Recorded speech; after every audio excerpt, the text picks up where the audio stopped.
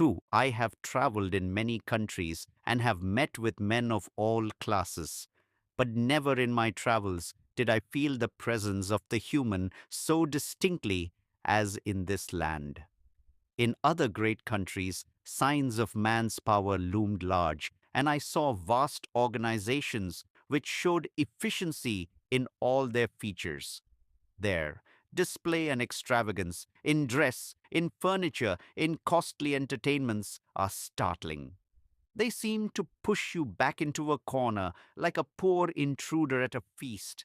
They are apt to make you envious or take your breath away with amazement. There, you do not feel man as supreme. You are hurled against a stupendousness of things that alienates. But in Japan, it is not the display of power or wealth that is the predominating element. You see everywhere emblems of love and admiration, and not mostly of ambition and greed. You see a people whose heart has come out and scattered itself in profusion in its commonest utensils of everyday life, in its social institutions, in its manners, which are carefully perfect, and in its dealings with things which are not only deft but graceful in every movement. What has impressed me most in this country is the conviction that you have realized nature's secrets not by methods of analytical knowledge, but by sympathy. You have known her language of lines and music of colors, the symmetry in her irregularities, and the cadence in her freedom of movements. You have seen how she leads her immense crowds of things, yet avoids all frictions. How the very conflicts in her creations break out in dance and music. How her exuberance has the aspect of the fullness of self abandonment and not a mere dissipation of display.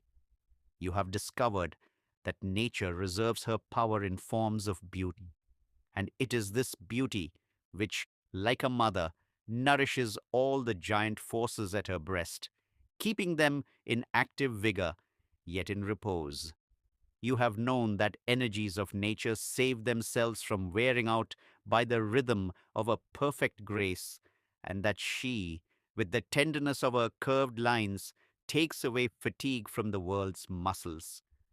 I have felt that you have been able to assimilate these secrets into your life, and the truth which lies in the beauty of all things has passed into your souls. A mere knowledge of things can be had in a short enough time, but their spirit can only be acquired by centuries of training and self control. Dominating nature from outside is a much simpler thing than making a your own in love's delight, which is a work of true genius. Your race has shown that genius not by acquirement, but by creation, not by display of things, but by manifestation of its own inner being. This creative power there is in all nations, and it is ever active in getting hold of men's natures and giving them a form according to its ideals. But here in Japan, it seems to have achieved its success and deeply sunk into the minds of all men and permeated their muscles and nerves. Your instincts have become true, your senses keen, and your hands have acquired natural skill. The genius of Europe has given her people the power of organization, which has specially made itself manifest in politics and commerce and in coordinating scientific knowledge. The genius of Japan has given you the vision of beauty in nature and the power of realizing it in your life. All particular civilization is the interpretation of particular human experience. Europe seems to have felt emphatically the conflict of things in the universe, which can only be brought under control by conquest. Therefore, she is ever ready for fight, and the best portion of her attention is occupied in organizing forces. But Japan has felt in her world the touch of some presence which has evoked in her soul a feeling of reverent adoration. She does not boast of her mastery of nature, but to her she brings, with infinite care and joy, her offerings of love. Her relationship with the world is the deeper relationship of heart. This spiritual bond of love she has established with the hills of her country, with the sea and the streams, with the forests in all their flowery moods and varied physiognomy of branches. She has taken into her heart all the rustling whispers and sighing of the woodlands and sobbing of the waves. The sun and the moon she has studied in all the modulations of their lights and shades, and she is glad to close her shops to greet the seasons in her orchards and gardens and cornfields. This opening of the heart to the soul of the world is not confined to a section of your privileged classes. It is not the forced product of exotic culture, but it belongs to all your men and women of all conditions. This experience of your soul in meeting a personality in the heart of the world has been embodied in your civilization. It is a civilization of human relationship. Your duty towards your state has naturally assumed the character of filial duty, your nation becoming one family with your emperor as its head. Your national unity has not been evolved from the comradeship of arms for defensive and offensive purpose, or from partnership in raiding adventures, dividing among each member the danger and spoils of robbery. It is not an outcome of the necessity of organization for some ulterior purpose, but it is an extension of the family and the obligations of the heart in a wide field of space and time. The ideal of Maitri is at the bottom of your culture. Maitri with men and Maitri with nature. And the true expression of this love is in the language of beauty, which is so abundantly universal in this land. This is the reason why a stranger like myself, instead of feeling envy or humiliation before these manifestations of beauty, these creations of love, feels a readiness to participate in the joy and glory of such revealment of the human heart. And this has made me all the more apprehensive of the change which threatens Japanese civilization as something like a menace to one's own person. For the huge heterogeneity of the modern age, whose only common bond is usefulness, is nowhere so pitifully exposed against the dignity and hidden power of reticent beauty as in Japan. But the danger lies in this, that organized ugliness storms the mind and carries the day by its mass, by its aggressive persistence, by its power of mockery directed against the deeper sentiments of heart. Its harsh obtrusiveness makes it forcibly visible to us, overcoming our senses, and we bring sacrifices to its altar, as does a savage to the fetish which appears powerful because of its hideousness. Therefore, its rivalry with things that are modest and profound and have the subtle delicacy of life is to be dreaded. I am quite sure that there are men in your country who are not in sympathy with your inherited ideals, whose object is to gain and not to grow. They are loud in their boast that they have modernized Japan, while I agree with them so far as to say that the spirit of the race should harmonize with the spirit of the time, I must warn them that modernizing is a mere affectation of modernism, just as affectation of poesy is poetizing. It is nothing but mimicry, only affectation is louder than the original, and it is too literal. One must bear in mind that those who have the true modern spirit need not modernize, just as those who are truly brave are not braggarts. Modernism is not in the dress of the Europeans, or in the hideous structures where their children are interned when they take their lessons, or in the square houses with flat, straight wall surfaces, pierced with parallel lines of windows, where these people are caged in their lifetime. Certainly, modernism is not in their ladies' bonnets, carrying on them loads of incongruities. These are not modern, but merely European. True modernism is freedom of mind, not slavery of taste. It is independence of thought and action, not tutelage under European schoolmasters. It is science, but not its wrong application in life. A mere imitation of our science teachers who reduce it into a superstition, absurdly invoking its aid for all impossible purposes. Life based upon mere science is attractive to some men because it has all the characteristics of sport. It feigns seriousness but is not profound. When you go hunting, the less pity you have, the better. For your one object is to chase the game and kill it, to feel that you are the greater animal, that your method of destruction is thorough and scientific. And the life of science is that superficial life.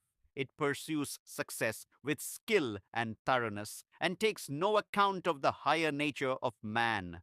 But those whose minds are crude enough to plan their lives upon the supposition that man is merely a hunter and his paradise, the paradise of sportsmen, will be rudely awakened in the midst of their trophies of skeletons and skulls.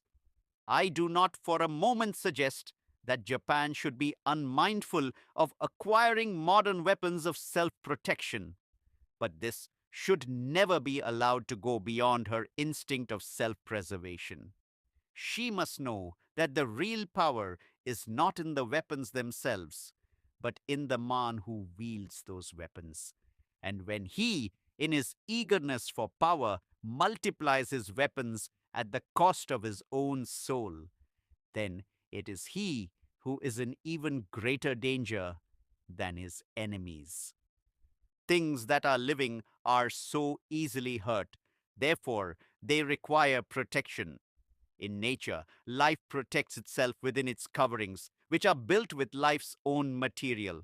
Therefore, they are in harmony with life's growth, or else when the time comes, they easily give way and are forgotten. The living man has his true protection in his spiritual ideals, which have their vital connection with his life and grow with his growth. But unfortunately, all his armor is not living. Some of it is made of steel, inert and mechanical. Therefore, while making use of it, man has to be careful to protect himself from its tyranny. If he is weak enough to grow smaller to fit himself to his covering, then it becomes a process of gradual suicide by shrinkage of the soul.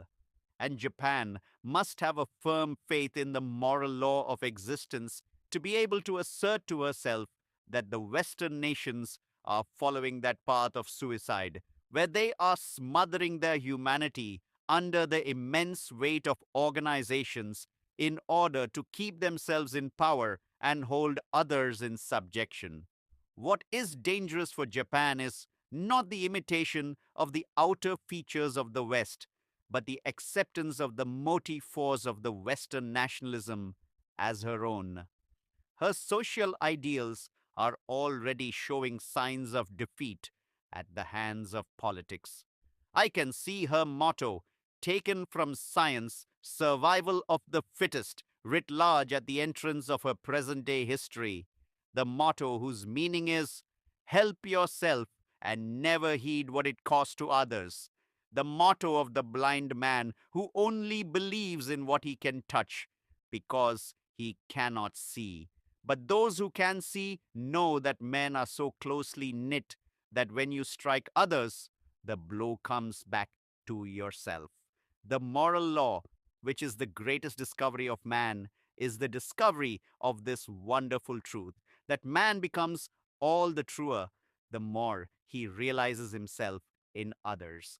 This truth has not only a subjective value, but is manifested in every department of our life. And nations who sedulously cultivate moral blindness as the cult of patriotism will end their existence in a sudden and violent death. In past ages, we had foreign invasions, but they never touched the soul of the people deeply. They were merely the outcome of individual ambitions.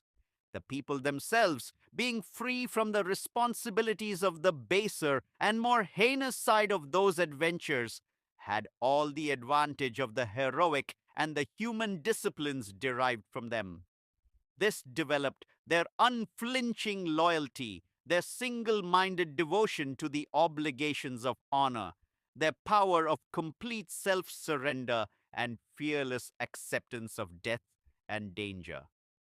Therefore, the ideals whose seats were in the hearts of the people would not undergo any serious change owing to the policies adopted by the kings or generals. But now, where the spirit of the Western nationalism prevails, the whole people is being taught from boyhood to foster hatreds and ambitions by all kinds of means, by the manufacture of half truths and untruths in history, by persistent misrepresentation of other races and the culture of unfavorable sentiments towards them, by setting up memorials of events, very often false, which for the sake of humanity should be speedily forgotten, thus continually brewing evil menace towards neighbors and nations other than their own. This is poisoning the very fountainhead of humanity. It is discrediting the ideals which were born of the lives of men who were our greatest and best. It is holding up gigantic selfishness as the one universal religion for all nations of the world. We can take anything else from the hands of science, but not this elixir of moral death. Never think for a moment that the hurts you inflict upon other races will not infect you, or that the enmities you sow around your homes will be a wall of protection to you for all time to come. To imbue the minds of a whole people with an abnormal vanity of its own superiority, to teach it to take pride in its moral callousness and ill begotten wealth, to perpetuate humiliation of defeated nations by exhibiting trophies won from war and using these in schools in order to breed in children's minds contempt for others, is imitating the West, where she has a festering sore whose swelling is a swelling of disease, eating into its vitality. Our food crops, which are necessary for our sustenance, are products of centuries of selection and care. But the vegetation, which we have not to transform into our lives, does not require the patient thoughts of generations. It is not easy to get rid of weeds, but it is easy by process of neglect to ruin your food crops and let them revert to their primitive state of wildness. Likewise, the culture which has so kindly adapted itself to your soil, so intimate with life, so human, not only needed tilling and weeding in past ages, but still needs anxious work and watching. What is merely modern as science and methods of organization can be transplanted, but what is vitally human has fibers so delicate and roots so numerous and far reaching that it dies when moved from its soil. Therefore, I am afraid of the rude pressure of the political ideals of the West upon your own. In political civilization, the state is an abstraction and relationship of men utilitarian. Because it has no root in sentiments, it is so dangerously easy to handle. Half a century has been enough for you to master this machine. And there are men among you whose fondness for it exceeds their love for the living ideals which were born with the birth of your nation and nursed in your centuries. It is like a child who, in the excitement of his play, imagines he likes his playthings better than his mother. Where man is at his greatest, he is unconscious. Your civilization, whose mainspring is the bond of human relationship, has been nourished in the depth of a healthy life beyond reach of prying self analysis. But a mere political relationship is all conscious. It is an eruptive inflammation of aggressiveness. It has forcibly burst upon your notice. And the time has come when you have to be roused into full consciousness of the truth by which you live, so that you may not be taken unawares. The past has been God's gift to you. About the present, you must make your own choice. So, the questions you have to put to yourselves are these: have we read the world wrong and based our relation to it upon an ignorance of human nature? Is the instinct of the West right, where she builds her national welfare behind the barricade of a universal distrust of humanity?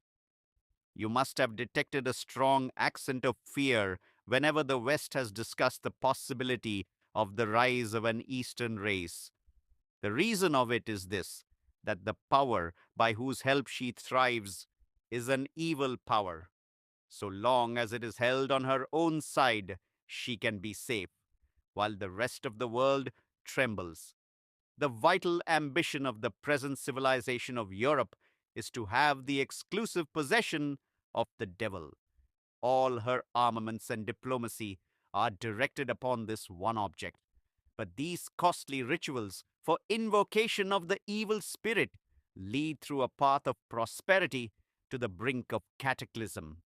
The furies of terror which the West has let loose upon God's world come back to threaten herself and goad her into preparations of more and more frightfulness. This gives her no rest and makes her forget all else but the perils that she causes to others and incurs herself. To the worship of this devil of politics, she sacrifices other countries as victims. She feeds upon their dead flesh and grows fat upon it so long as the carcasses remain fresh. But they are sure to rot at last, and the dead will take their revenge by spreading pollution far and wide and poisoning the vitality of the feeder. Japan had all her wealth of humanity, her harmony of heroism and beauty, her depth of self control, and richness of self expression. Yet the Western nations felt no respect for her till she proved that the bloodhounds of Satan are not only bred in the kennels of Europe, but can also be domesticated in Japan and fed with man's miseries. They admit Japan's equality with themselves only when they know that Japan also possesses the key to open the floodgate of hellfire upon the fair earth whenever she chooses, and can dance in their own measure the devil dance of pillage, murder, and ravishment of innocent women, while the world goes to ruin. We know that in the early stage of man's moral immaturity, he only feels reverence for the God whose malevolence he dreads. But is this the ideal of man which we can look up to with pride? After centuries of civilization, nations fearing each other like the prowling wild beasts of the night time, shutting their doors of hospitality, combining only for purpose of aggression or defense, hiding in their holes, their trade secrets, state secrets, secrets of their armaments, making peace, offerings to each other's barking dogs with the meat which does not belong to them, holding down fallen races which struggle to stand upon their feet, with their right hands dispensing religion to weaker peoples while robbing them with their left. Is there anything in this to make us envious? Are we to bend our knees to the spirit of this nationalism, which is sowing broadcast over all the world seeds of fear, greed, suspicion, unashamed lies of its diplomacy, and unctuous lies of its profession of peace and goodwill and universal brotherhood of man? Can our minds be free from doubt when we rush to the Western market to buy this foreign product in exchange for our own inheritance?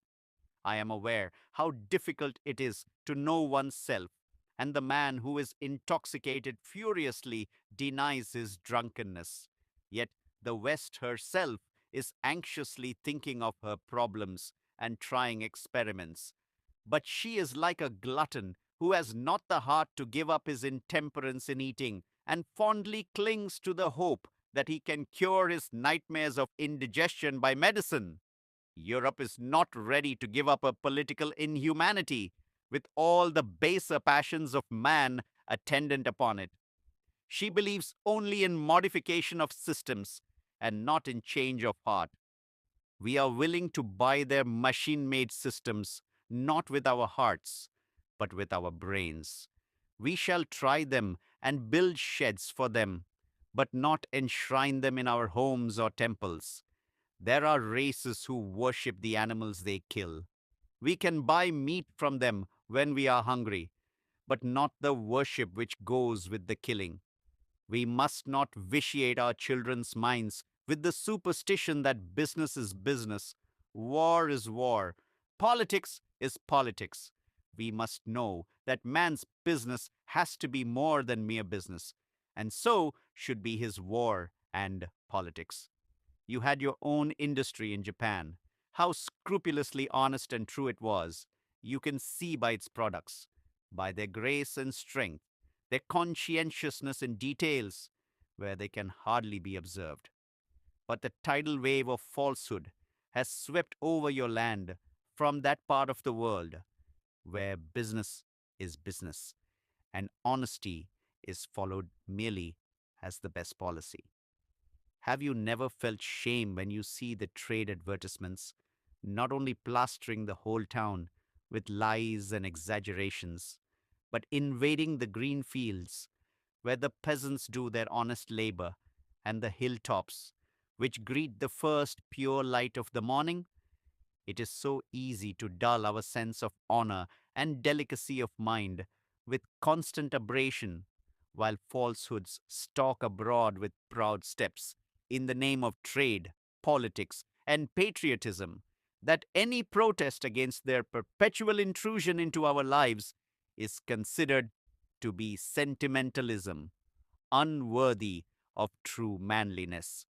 And it has come to pass that the children of those heroes who would keep their word at the point of death, who would disdain to cheat men for vulgar profit, who even in their fight would much rather court defeat than be dishonorable, have become energetic in dealing with falsehoods and do not feel humiliated by gaining advantage from them.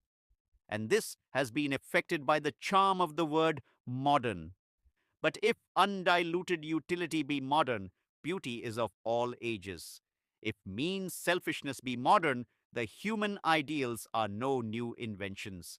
And we must know for certain that however modern may be the proficiency which cripples man for the sake of methods and machines, it will never live to be old.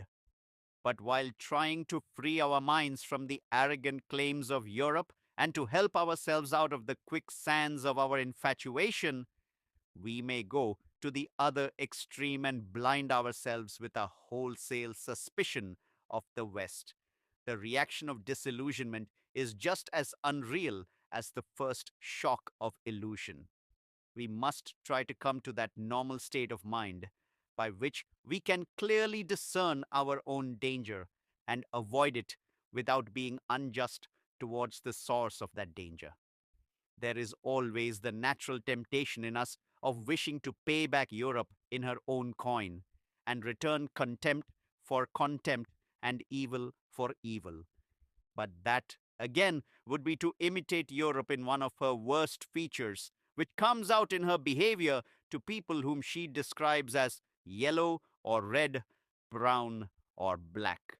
And this is a point on which we in the East have to acknowledge our guilt and own that our sin has been as great, if not greater, when we insulted humanity by treating with utter disdain and cruelty men who belonged to a particular creed, color, or caste. It is really because we are afraid of our own weakness, which allows itself to be overcome by the sight of power, that we try to substitute for it another weakness which makes itself blind to the glories of the West, When we truly know the Europe which is great and good, we can effectively save ourselves from the Europe which is mean and grasping. It is easy to be unfair in one's judgment when one is faced with human miseries, and pessimism is the result of building theories while the mind is suffering. To despair of humanity is only possible if we lose faith in truth, which brings to its strength when its defeat is greatest and calls out new life from the depth of its destruction.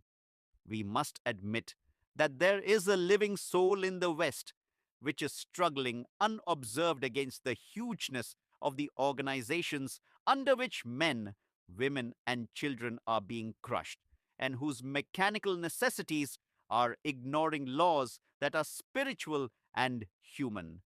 The soul whose sensibilities refuse to be dulled completely by dangerous habits of heedlessness in dealings with races for whom it lacks natural sympathy. The West could never have risen to the eminence she has reached if her strength were merely the strength of the brute or of the machine. The divine in her heart is suffering from the injuries inflicted by her hands upon the world, and from this pain of her higher nature flows the secret balm which will bring healing to those injuries. Time after time, she has fought against herself and has undone the chains which, with her own hands, she had fastened round helpless limbs. And though she forced poison down the throat of a great nation at the point of the sword for gain of money, she herself woke up to withdraw from it, to wash her hands clean again. This shows hidden springs of humanity in spots which look dead and barren. It proves that the deeper truth in her nature, which can survive such a career of cruel cowardliness, is not greed, but reverence for unselfish ideals.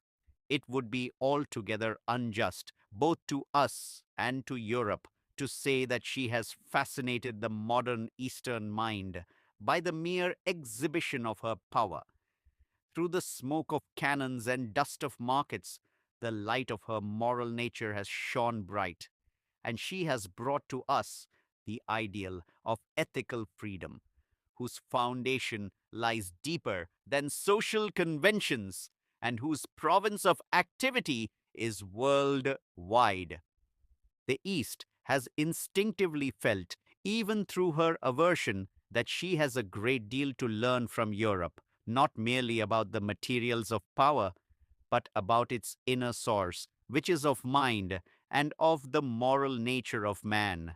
Europe has been teaching us the higher obligations of public good above those of the family and the clan, and the sacredness of law, which makes society independent of individual caprice, secures for it continuity of progress, and guarantees justice to all men of all positions in life.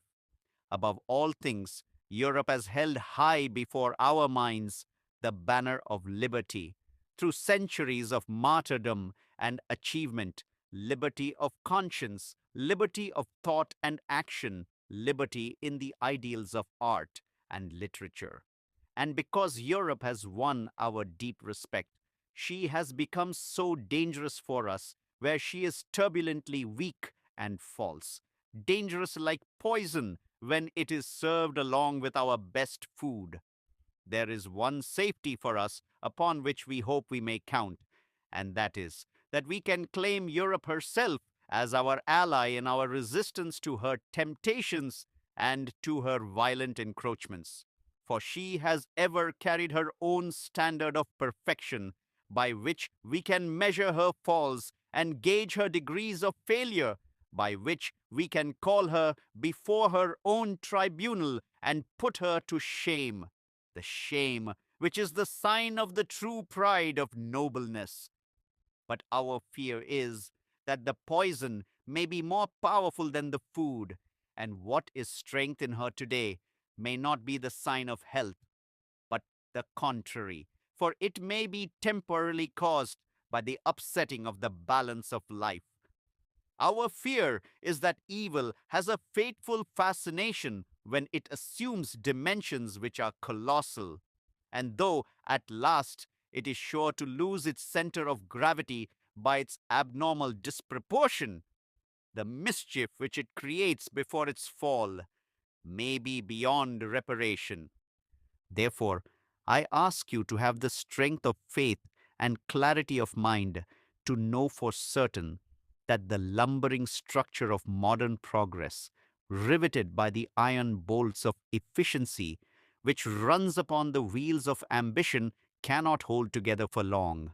Collisions are certain to occur, for it has to travel upon organized lines. It is too heavy to choose its own course freely, and once it is off the rails, its endless train of vehicles is dislocated. A day will come when it will fall in a heap of ruin and cause serious obstruction to the traffic of the world. Do we not see signs of this even now? Does not the voice come to us through the din of war, the shrieks of hatred, the wailings of despair, through the churning up of the unspeakable filth which has been accumulating for ages in the bottom of this nationalism? The voice which cries to our soul that the tower of national selfishness, which goes by the name of patriotism, which has raised its banner of treason against heaven, must totter and fall with a crash, weighed down by its own bulk, its flag kissing the dust, its light extinguished. My brothers, when the red light of conflagration sends up its crackle of laughter to the stars, keep your faith upon those stars and not upon the fire of destruction. For when this conflagration consumes itself and dies down, leaving its memorial in ashes, the eternal light will again shine in the East which has been the birthplace of the morning sun of man's history. And who knows if that day has not already dawned and the sun not risen in the easternmost horizon of Asia? And I offer, as did my ancestor Rishis, my salutation to that sunrise of the East, which is destined once again to illumine the whole world. I know my voice is too feeble to raise itself above the uproar of this bustling time, and it is easy for any street urchin to fling against me the epithet of unpractical. It will stick to my coat tail, never to be washed away, effectively excluding me from the consideration of all respectable persons. I know what a risk one runs from the vigorously athletic crowds in being styled an idealist in these days, when thrones have lost their dignity and prophets have become an anachronism, when the sound that drowns all voices is the noise of the marketplace.